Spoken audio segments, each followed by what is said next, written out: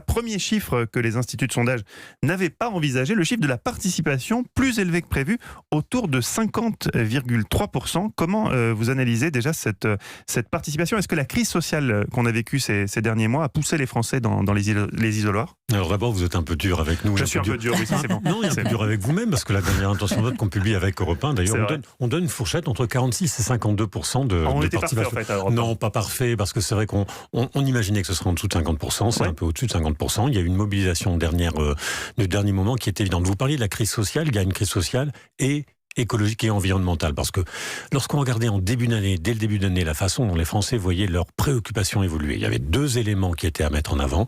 Effectivement, les éléments liés au pouvoir d'achat, et deuxièmement, une progression tout aussi importante, plus 17 points par rapport à l'année précédente, sur les événements liés à l'environnement et à l'écologie. Donc oui, ce sont deux éléments qui ont fait que, au dernier moment, un certain nombre de Français, s'est dit, finalement, je vais aller voter, je vais m'emparer de ce scrutin, que ce soit pour dire des choses au niveau national ou au niveau international, au niveau européen, et je vais aller voter pour ces deux dimensions-là, qui sont deux dimensions qui ont un peu structuré le vote d'hier soir. Alors justement, une participation qui est également élevée dans les autres pays européens, on est presque à 52% sur le plan européen. Est-ce que le message global, c'est vive l'Europe, ou au contraire, nous ne voulons pas de cette Europe-là? Alors c'est pas si simple. C'est contrasté. Oui, non, mais vous avez raison. Les deux éléments sont sans doute à prendre en compte. Alors, la participation plus importante au niveau de l'ensemble européen, il faudra regarder pays par pays. C'est vrai que le fait que la France et l'Allemagne voient la participation progresser, vu le poids démographique de ces deux pays dans l'ensemble européen, c'est ce qui explique notamment en partie cette poussée-là. Mais c'est vrai que on a aujourd'hui sans doute deux motivations qui sont deux motivations potentiellement contradictoires, mais qui ont amené un certain nombre d'électeurs aux urnes. Il y a cette motivation de j'ai envie de dire quelque chose contre l'Europe, j'ai cette motivation, à l'inverse, chez un certain nombre d'autres électeurs, qui est plutôt aller dire allez, on va soutenir, c'est à ce niveau-là que ça doit se passer. Donc on le voit bien, il y a non pas une fracture au niveau de l'Europe, mais il y a deux éléments de motivation qui se retrouvent dans les urnes et qui pourtant sont poussés par deux logiques complètement différentes.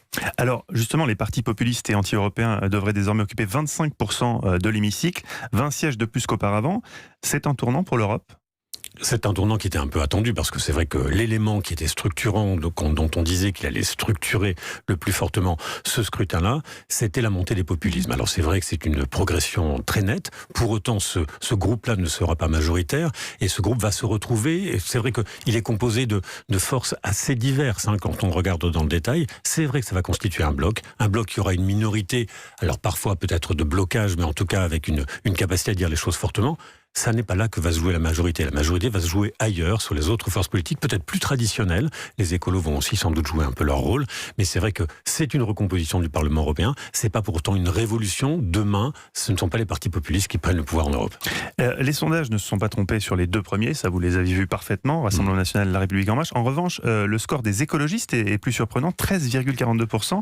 On l'avait moins vu venir, ça, non? Oui, complètement. On l'avait moins vu venir. Comment vous l'expliquez? Alors, on va rentrer un tout petit peu 3 secondes en technique. Lorsqu'on établit les intentions de vote, on prend en compte naturellement ce que nous disent les gens et deux éléments complémentaires que sont la certitude d'aller voter, je suis sûr d'aller voter, et la certitude de leur choix. Or, à gauche, et on va inclure les écolos à gauche, mais notamment aussi chez les écologistes, il y avait une certitude de choix qui était beaucoup moins forte, qui nous poussait à être prudents. En général, ça fonctionne plutôt bien. Quand on prend cette dimension-là, on s'approche d'une réalité. Là, on l'a bien vu, 10% des Français, vous savez, disent « je me décide le dernier jour ». Or, en général, ces 10%-là sont à peu près les mêmes que ceux que l'on retrouve sur l'ensemble de l'échiquier politique. Là, sans doute que ces 10%-là ont trouvé des motivations différentes et ils ont sans doute été un petit peu différents. Une motivation de dernière minute, un peu plus forte et un peu plus forte pour les écolos.